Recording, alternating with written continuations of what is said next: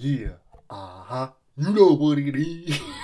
Yo, fun fact about me, yeah? I'm all up in this piece. What's going on, everybody? My name's Jeremy. Today we're going to be doing a tier list video. I've never actually done a tier list video, which is weird. You'd think I would have done some shit like this before, but I actually haven't done a tier list video ever on this channel. This is a debut right here. This is history. This is history, baby. This tier list is comprised of albums released this year so far, right? We have a short list of records that came out this year, handpicked by Ryan Leith of Not Real Music, who I literally just did a collaboration with. You should definitely go watch that. We did like a bracket of albums that Fantano gave a 7 out of 10 to. Really great video. I thought it turned out fantastic. And there's another collaboration if you enjoyed that on his channel where we do another bracket of like classic albums. So plenty of Ryan Leith Buffalo staple content to enjoy there.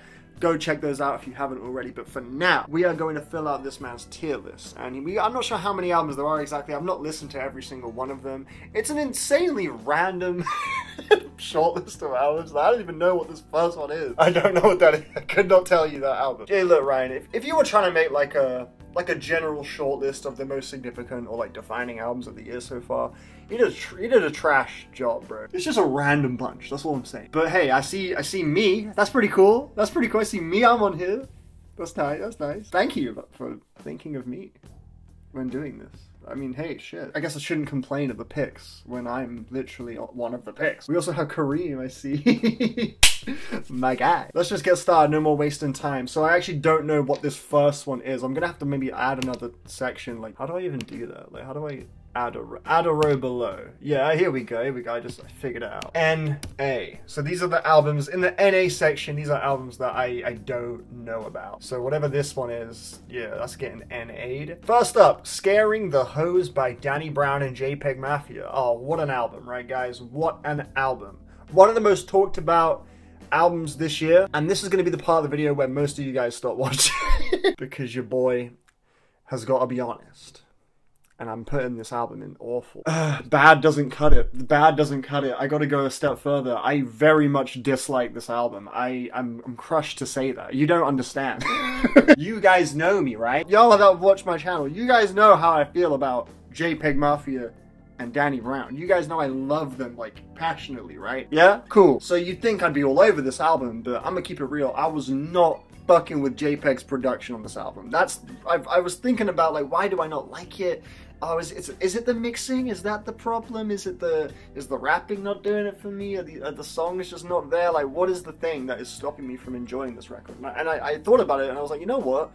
The production didn't do it for me this time. And I like his style, JPEG, you know, I like his style, but on this particular album, I just found these beats atrocious, man. The sample flips, the melodies, the synth timbres, it's all very creative, and only JPEG could think of the productions that appear on this album. And they're very one of a kind, and I admire him for going as far as he did with the chaos, but for me, the core tunes that they end up creating end up sounding really ugly to me. I just really struggled with this album. So I like Fentanyl Tester, I like Perfect, but outside of that, nah, I did not like this album at all, man. Step a Pig, mate. It's horrible. I hate that song. So off to a flying start here. Next up, we got the Tyler the Creator Estate Sale tracks.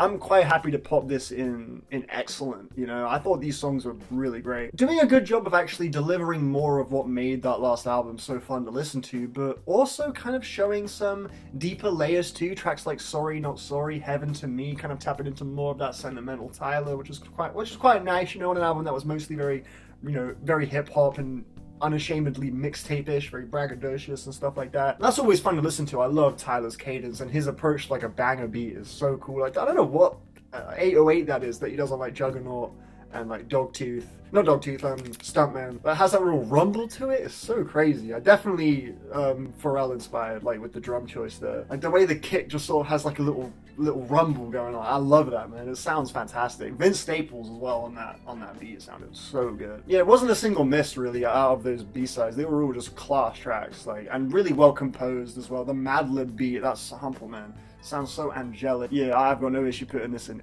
excellent. Next up, we got Nico Paulo, self-titled. For me, I'm gonna say decent good for this one. It's a good album. It's like kind of like a folk sort of chamber pop singer-songwriter type album with some surprisingly groovy moments, but I did find that album a little redundant, you know. It drags on like crazy. It's only 36 minutes, but man, I can't lie. For me, that album really feels longer than it is, because I think it maintains the exact same vibe and pace the whole time. It's a very like kind of sluggish, chill, laid back sort of bedroom pop sort of aesthetic, which is nice and pleasant. You know, when I can't lie, when the first track hit, I was like, yo, this could be like great, but I don't know, it never really expanded upon like the kind of surface level sound I was getting from the album, which is very pleasant. But overall, I'll say it's decent, but I don't know, I wouldn't say it's anything beyond decent myself. Right, that's how I feel. Anyway, next up we got Slow Tie Ugly. I don't know how you guys are feeling on this Slow Tie, but for me, I'm chucking it in excellent. I think it's a wicked album, man. And I'm not like a big Slow Tie fan. Like I like the space he occupies more than I like his music, if that makes sense. Like I love his bluntness, and his like delivery is really cool. I thought his first album was tight. I didn't really like Tyrant at all. I was not into Tyrant. There was an angle he had that I did find appealing. Again, like I said, I like his bluntness. I like his unashamed sort of like angsty anger, and his self-deprecation is on 10 out of 10 with this album. It's called Ugly, and the whole album he is just destroying his persona, his ego, just fully taking apart all of the worst things about him as a human being. Like the opening track, Yum, has him talking about like a therapy session that he laughed and shrugged off. I was like, that just pissed me off. What am I even fucking paying for? And then he goes on this like massive tirade, very explicitly detailing all these really sexual, disgusting, like drug-fueled, just like antics that like fully take apart Slow Tie as like a likable person. It's really effectively disturbing, and I think that's because Slow Tie's lyrical style is so on the nose, surface level. And then you have the instrumental choices on this record where he goes on a full punk type, like gritty rock sound, which fits him so well, and he does it in a unique way, in my opinion. I don't think it sounds like he's just like copying a fucking Shame or like Fontaine's DC or something. He has like a real unique edge to it because of his vocal performance style. It brings it to a whole new plateau, in my opinion. Like it really elevates that sound, and Dan Carey on the production boards was such a great choice. There's so many brilliant fine details going on in the actual songs. Like the atmosphere it builds to me is very effective, and the core songs are actually entertaining as well. Like I feel like this album really did execute and pull off everything it was going for in a way that was like way beyond what I was expecting. And it had some real genuine emotional moments too on tracks like Happy and Never Enough. Honestly, he reached a really good creative peak here. I feel like so I'm rambling a bit, but I really am passionately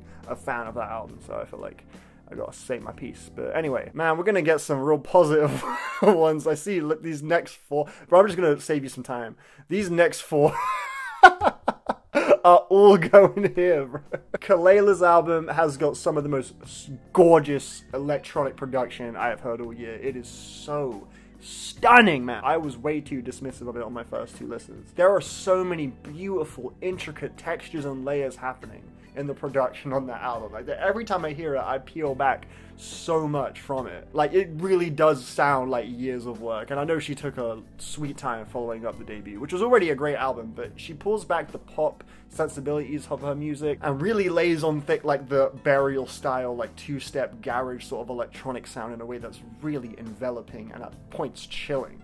I love this album, man. One of Paramore's best right here. Just excellent tunes, and I think the anxiety-ridden lyrics fits the stylistic change musically super well. Kareem Ali, mate, Kareem Ali's album is one of the coolest fucking house albums I've heard in forever. Really warm, beautiful melodies on there, like, mate, that's my guy. And finally, the Wheel Starks album, this one right here. It's sort of like a mix of like Sango and Kaytranada. If you listen to Sango, you like the sort of like Brazilian sort of drums and the unorthodox bounces he has, and you want to see that fused with the very crisp house influence of Kaytranada. That's what it makes me think of. So if that sounds appealing to you, I really recommend that Wheel Starks album. It's impossible not to dance to that shit. Really cool. So next up we got my album. Well, let's be fair. Okay, I'm gonna be sensible and just, you know, I feel like I should make another thing. Like I'll go up here.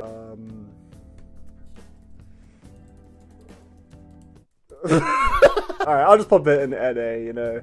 Go check out I'm Yo by vale-smith. Go listen to it today. If you haven't listened to it today, just do that. Spend a chunk of your day with my music and see what happens. Maybe you'll hear it and be like, whoa! Maybe you'll hear it and be like, mate, I should have listened to fucking Jack Hall. Hey, shout out to the people that have like come back to it and are still listening to it. I really appreciate people giving it like second, third chances. Like I think that's tight. Obviously, if you checked it out to begin with, I appreciate you regardless. But man, if you're still bumping it, bro, Ice Spice, like damn, she a humble, like damn, she a humble, she lit, get money too. I'm putting this in decent to good, man. Shout out Ice Spice. I'm putting this in decent to good. It's 5 tunes, all bangers. I fucking love her tone of voice, dude. She's so silky smooth, bro. She just has like a certain cadence that makes me go like, ugh! It's fucking fire, man. Melanie Martinez with Portals. This is straight up just bad. We're putting this in bad. A reason it's not going in awful, though, is because there's actually a couple moments where the melodies that she was singing had me like, oh, this is genuinely pretty catchy. But then, like, she'll chuck in some trashy, vapid lyrics that I just would not want to sing along. I'm just, oh, never mind.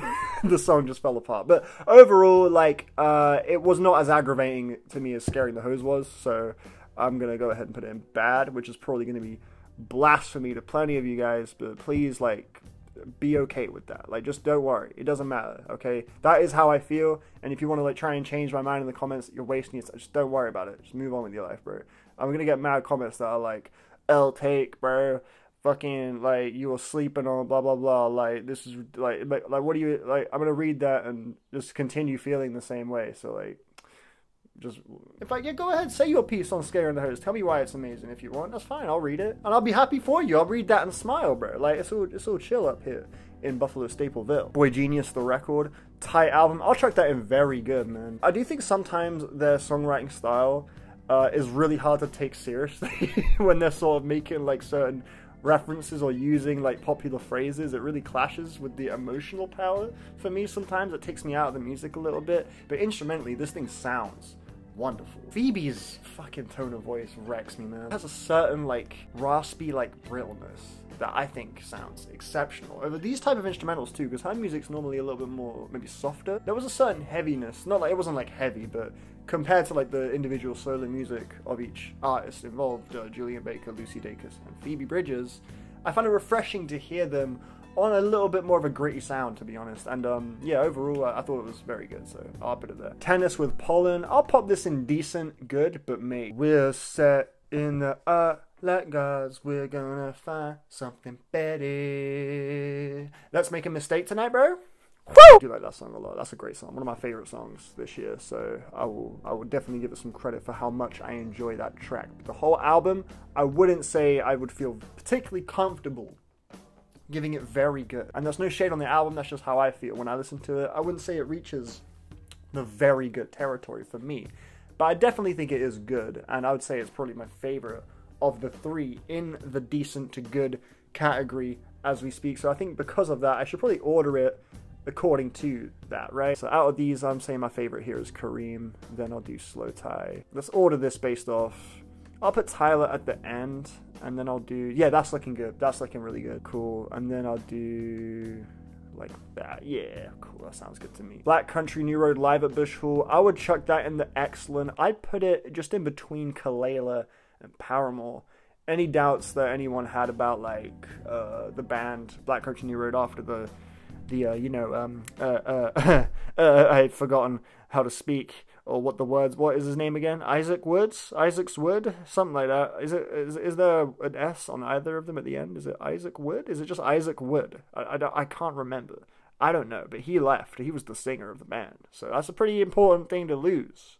It's a pretty significant thing to lose. Like, his voice is pretty unique too. It's like the most striking and memorable aspect of the first 2 Black Country New Road albums. It's got to be the vocal performances. Like, his voice is so, like, chilling and harrowing. He sounds so, like, scared, and at the same time, like, he's about to lead a revolution. Like, it's pretty unique, you know, singing style. But no, they have still got plenty of gas in the tank, because the songs they conjured up here on this live album were monumental. I just went in like, all right, let's see what they got, and I was just taken on a seriously compelling odyssey. Next up, we got Karine with Tear. I'm gonna chuck this in the decent good, but I'm gonna put it right at the front. It's on the brink of being very good. It runs out of steam in the second half a little bit, but it's got some mad bops. It's got some mad bops. If you're looking for some sort of like moody 80s pop, yeah, if you like how it's like Drab Majesty, I reckon you'll be on board with the Karine album. Trippie Redd, Mansion of Music, Going Dumb, Going Crazy, Going Dumb, Going Crazy, Going Dumb, Going Dumb, on my mind, I'm a chasing dollar sign, sipping red wine, shout out to that song, it's amazing. Psycho featuring Future. Overall, I'm giving it some mid because it's like 24 tracks, and most of them I will go throughout my life having never listened to again, and I'll be completely fine. So I feel perfectly okay dropping it in mid. But when it hits it, when it lands on a banger, it's a banger. First things first, I pop a pill.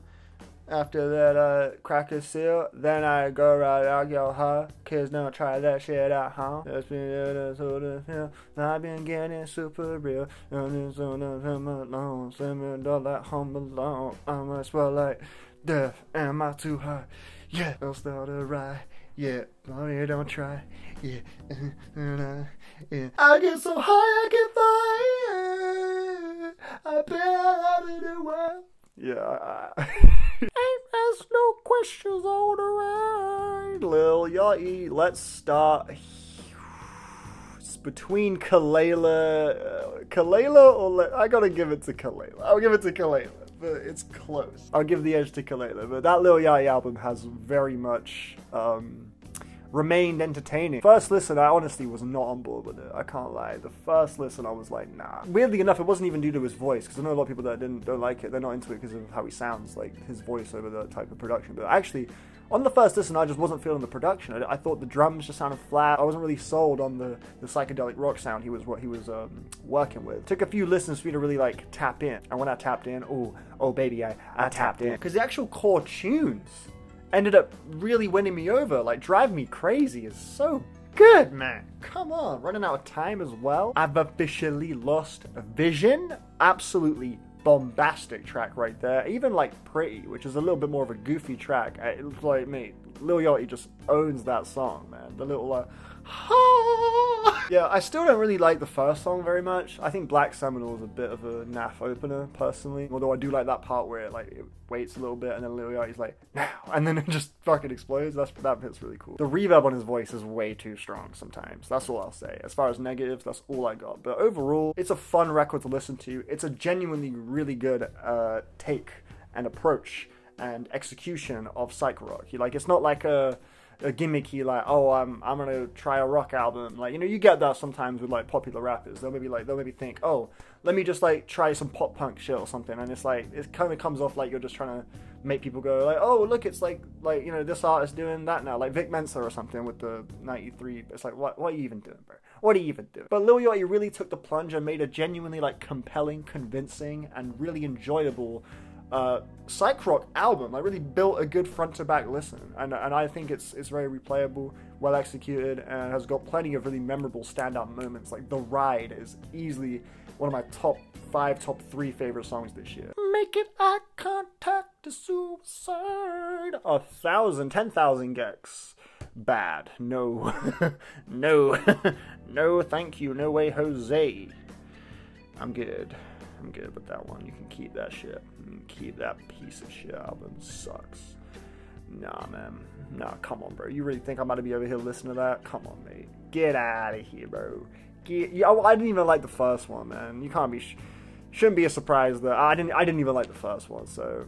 Yeah, ain't no way I was gonna be into that one. Just bloody annoying, isn't it? Child album. Yeah, this was cool. I'll put this in very good, man. There's a real potent atmosphere to that album, and his voice has like a raspy, reverby, earthy rumble. At times it sounds like Post Malone a little. At times it sounds like Jaden Smith on Eris as well. Both statements probably sound like huge disses. But I mean it in a pretty good, positive way. The track with Lucky Day as well showed a bit of an emo-tinged influence, so it was nice to hear some variation across the album, even if it did kind of get sort of stun-locked into a certain pocket in the second half. It was definitely much more cinematic and conceptual in its first half. The second half, I feel like he's kind of retreading similar ground. But overall, it's a really good, like, solemn, moody R&B album. It's pretty fresh. Shame! Food for Worms, I think is the title of this one. I'll put this in very good as well. Shame, I gotta give him credit for being one of the most ambitious artists to come out of like the UK like post-punk scene. We've had a lot of big names coming out of that scene for a while, but Shame have taken it upon themselves to really build a massive record with Food for Worms. Like, it's a huge sounding album. Can't imagine how long it took to get the recordings for that shit. It sounds monumental, man. That being said, I do think the previous album, Drunk Tank Pink, was like a bit catchier. I thought their ability to make it sound so dismal, moody, and intimate whilst maintaining that like catchy, like riotous post-punk energy was really impressive, and they landed on something really special, I thought, with that sophomore album. At the same time, though, in a lot of ways, this new one is an improvement because of just how far they reached with the ambitious ideas. I feel like it has the potential to really like grow on me on a few revisits. I just haven't given it the time of day to achieve that, but from the time I have given it, I've really enjoyed it. So I'll put it in very good. I'll put it in very good. Don't quite love it on the same level as the excellent category. I just got a Discord notification. Let's move on to Jordan Ward's Forward. I don't care, I just want you to know. I don't like what you did, the shit hurt. Damn, you ain't got no alibi, but get money, stay to mind. Jordan Ward's Forward is quite simply an album of the year contender, everyone. I think it has got the ability to do that. I see the power and potential for it to be my album of the year this year. It's not my current album of the year. That's not on here. That's Eve Tune. A close second. I think the Jordan Ward album's magical. It's got a certain unbelievably bright, glistening purity to it that feels so determined and excited. I just think it's so contagious. I want to belt out every lyric. It overcomes me with this amazing joy. I think it's a rare delight, and I love this album, dude. Expensive taste. This girl's got expensive taste. I actually saw Jordan Ward live. Look at this shirt. Look at this shirt. Look at it. I did it the wrong way. It's a Smino shirt. I went to the Smino Euphoria tour, and Jordan Ward was the opener. I had no idea. I was like, what the fuck? I literally asked the merch guy, like, I'm seeing Jordan Ward shirts. Is he like here? And he was like, yeah, he's performing in 20 minutes. I was like, motherfucker. He's got my second favorite album this year. Yeah. Dance Machine has like the coolest beat ever. I love that fucking loop. When the day is done, I ain't offended it. Even though we ain't keeping. Dude, I love Jordan Ward's Forward. I'm popping that in album of the year contender because I do think it genuinely is one for me. I really could see it being that. At the end of the year, why never say never, you know, it could be. I like it significantly more than the ones in the excellent section, so for that reason, I don't see those ones in the excellent section being an album of the year contender, because I just don't see a reality where they overcome the joy I get from Jordan Ward's Forward. So for that reason, I'm ordering it this way. Gorillaz, Cracker, mid, bro. Not even a second thought on that one, man. In 2025, who's going to be out here like, yo, that Cracker Island was so cool. Carolyn Polachek, Desire... What's it called? Welcome to my... That's not Carolyn. Oh, fuck. There we go. Desire, I Want to Turn Into You. Yes, of course that's the name. Anyway, Awful. Hate it. Popping it in Awful. Probably my pick for the most dull album this year. I like the first couple tunes though. First two tracks, I was like, yeah, let's go. And then we got to Bunny as a Rider. That song's so naff, man. It's one of those albums where like every moment that sounds like it's supposed to be like the big, like the hook or the climax, it's like I hear it and I'm unmoved. I'm just like, this is gonna leave my head the second it's done. I have no excitement coming into my system from hearing these tunes. It's just not moving me, bro. I feel like it's awkwardly teetering the line of trying to be very daring and grandiose, experimental, forward thinking, but it never really quite pushes it enough for me to really be engaged with the listen. During some of the album's most like stirring moments, I think it comes off goofy as hell. I really struggled to take the Grimes verse seriously. It was just such a random left turn. I thought the outro of Billions was just the most like cringe way to end it, like with those harmonies. Just sounded silly, dude. I've never felt so, never felt so. Just like, what are we doing? I didn't rock with it, man. Not for me. Hey, I like Carolyn. She's got some great tunes. Again, I think Welcome to My Island is a great song. I like that song. But Welcome to My Island. I like the pauses. I like the breathy delivery. The bassy blasts. Creative. Exciting. Groovy. I can't really say I felt excited or grooved or moved by most of the album. I was actually mostly actively disliking the music. So for that reason, gotta put it in Awful just because I just found it so fucking boring. Mate, I got Melanie Martinez over Am I confident in that? Do I really? Maybe I should put. Maybe that's wrong. It doesn't feel right because I definitely like Carolyn as an artist more than I like Melanie. But I'm just being real. Like I genuinely was like actively bothered listening to the Carolyn more than I was with the Melanie. I'm just being straight with you, which is weird. I feel like it shouldn't be that. Maybe I feel like I need to re-listen to both and be like, listen, chill. Like then again, no. That's just like outside forces, right? Trying to sort of influence. Like everyone's like, Carolyn's this, Carolyn's that. So I'm thinking maybe there's something wrong with me. Like, let me be real with myself. This is how I feel, okay? Okay, cool. Moving on. What the hell is that? I have no clue. Water parks, that's the worst one here. That being said, Funeral, what's it called? Funeral Grey? That was,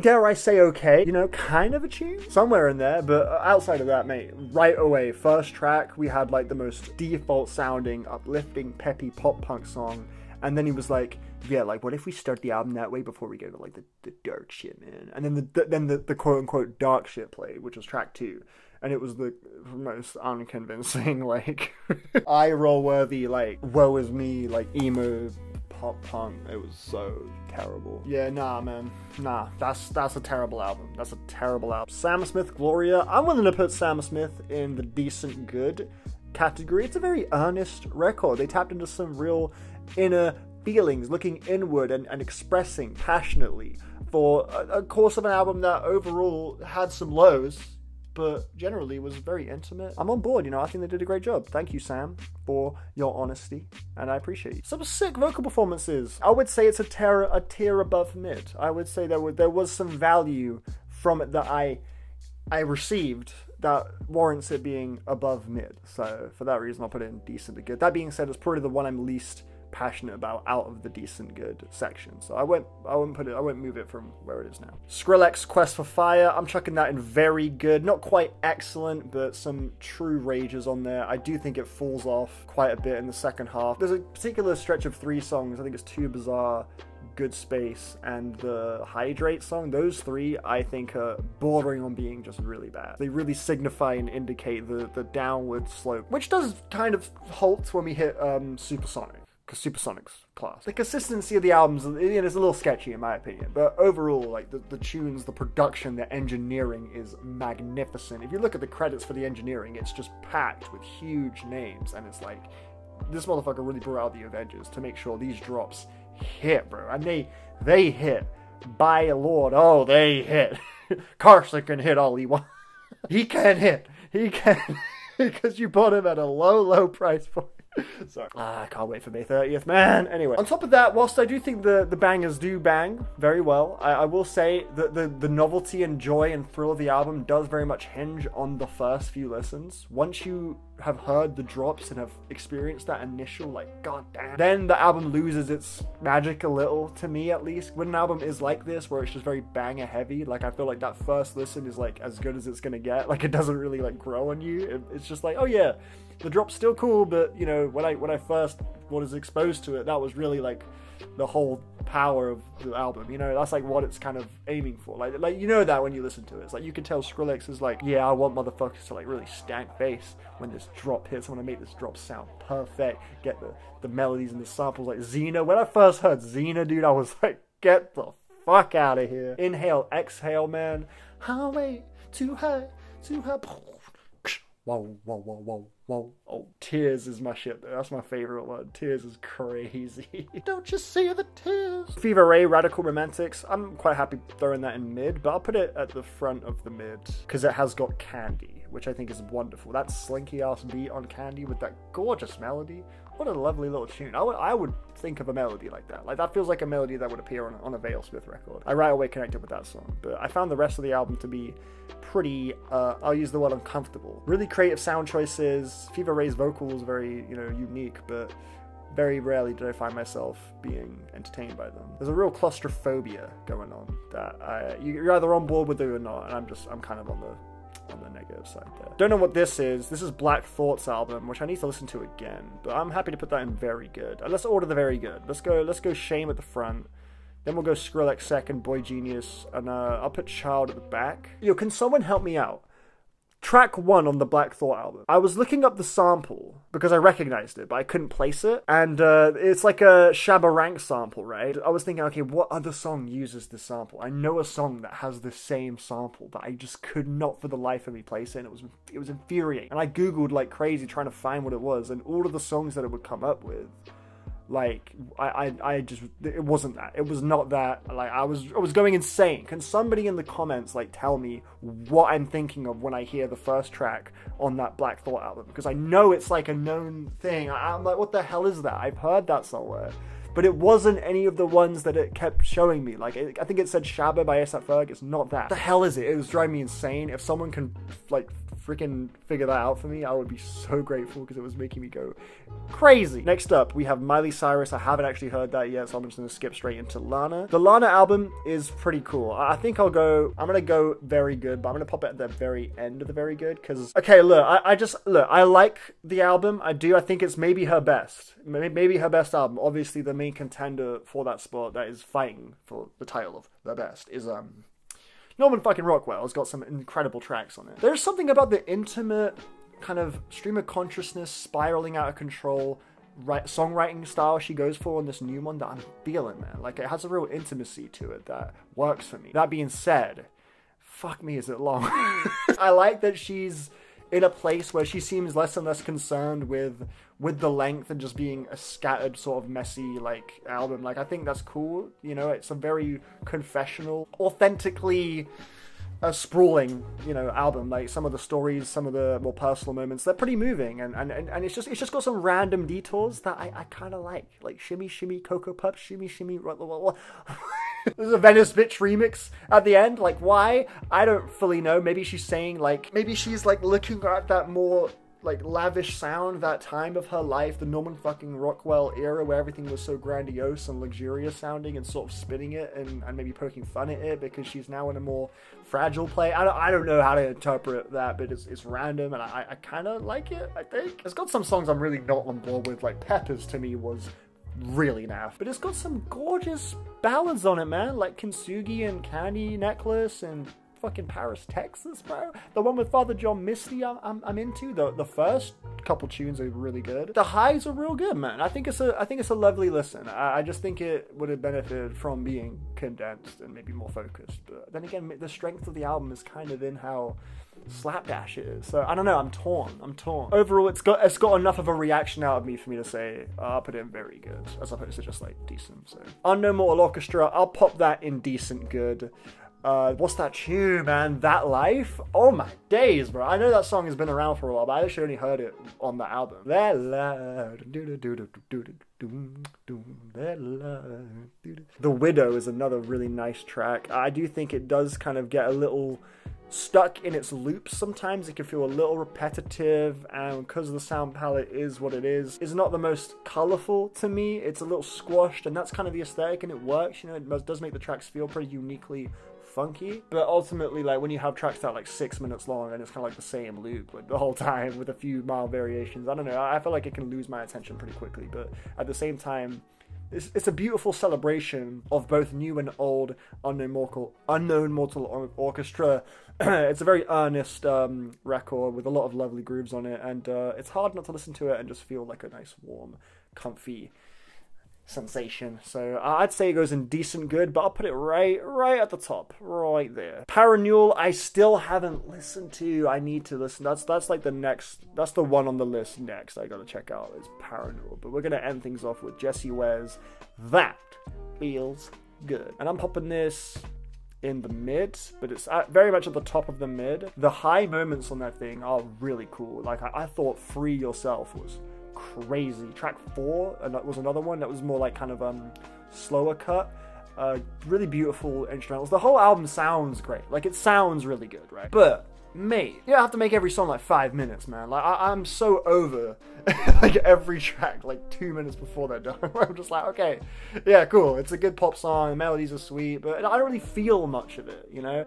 And it's not that she's not able to put together a great pop song. Like, mate, she's got plenty, like Please and Soul Control, and like, she's got plenty, bro. And there's plenty on this album too. The title track was good as well. Pretty standard helping of like confident disco music, and you know, that's nothing wrong with that. She's great at doing that. She's not bad at doing it at all, but I would be lying if I said I really cared about most of the tracks on it. You know, but it's got some good tunes. It's, for what it is, it's very well done. But I definitely prefer her last record. So I'll put it in mid. For me, it was just kind of mid. Like Begin Again was dead. Such a weak chorus on that one, in my opinion. It does that thing as well where it's like it's constantly building up to the final hook, and the final hook is just, it's the same hook with now loads of strings, and it feels like it's trying a little too hard to like convince me of this like euphoric, like fucking everything, I'm on fire, I'm the greatest, yeah, like, you know, and I feels a little too overbearing at points. I'm just like, all right, cool, next song, I'm over it. That's how I feel when I hear it personally. I don't think it's that crazy, but hey, that's just me.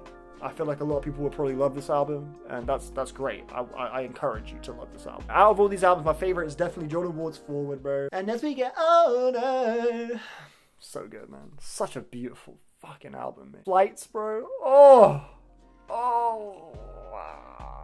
the ballads on there, the pace of that album is perfect, dude. It's so like peppy and fun, even when the beats are so just like minimal and bouncy, bro. Like the synth choices and the melodies. Lido, bro. Lido's production has been amazing to me ever since I heard, what's it, Jaden Smith's Sire. Lido's got mad production on that album, and that album's production to me is like crazy good. And he's got some really good solo music as well, but ever since I really discovered Lido, I've been like fiending for more Lido production, and he's the executive producer on Jordan Ward's Forward. And when I realized that, I was like, yeah, that makes loads of sense, because every sound here is making me beam with joy. I can't get enough of that album. It's so easy to chuck on. It's like half an hour. I can put that on any time. Like I see myself playing that album like so much this year. That's why I say it could be an album of the year contender, just of how much I just constantly want to listen to it. And you know what? Hey, look, I feel like it's the kind of album that a lot of people could hear it and be like, yeah, it's cool, it's pleasant, it's decent, but nothing crazy. But just something about just his delivery and just how like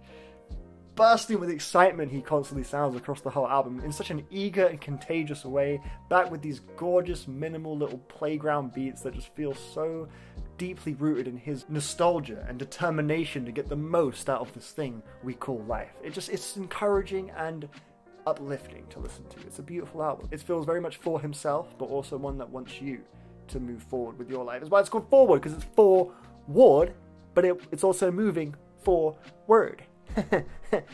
Literally, that's like literally the whole thing. There's my ranking though, all done, all sorted. Thank you guys for watching. Feel free to participate in this tier list yourself. I'll pop a link in the description if you want to go ahead and do it yourself, make your own tier list. Please participate. It's Ryan, you share it, you know, share it about, you know, Ryan's the GOAT. And this is why. I don't leave the house to say, you won't catch me out. Oh, I crave to do it again, all again, crave. Thank you again, Ryan. You guys go enjoy some of these amazing albums. If there's any here that you haven't checked out, go ahead, give them a go, see how you feel. Oh shit, how did that get there?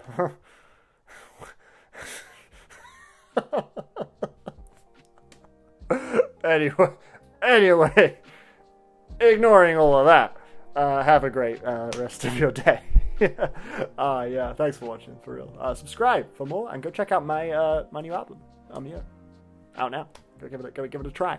See what you think. Yeah.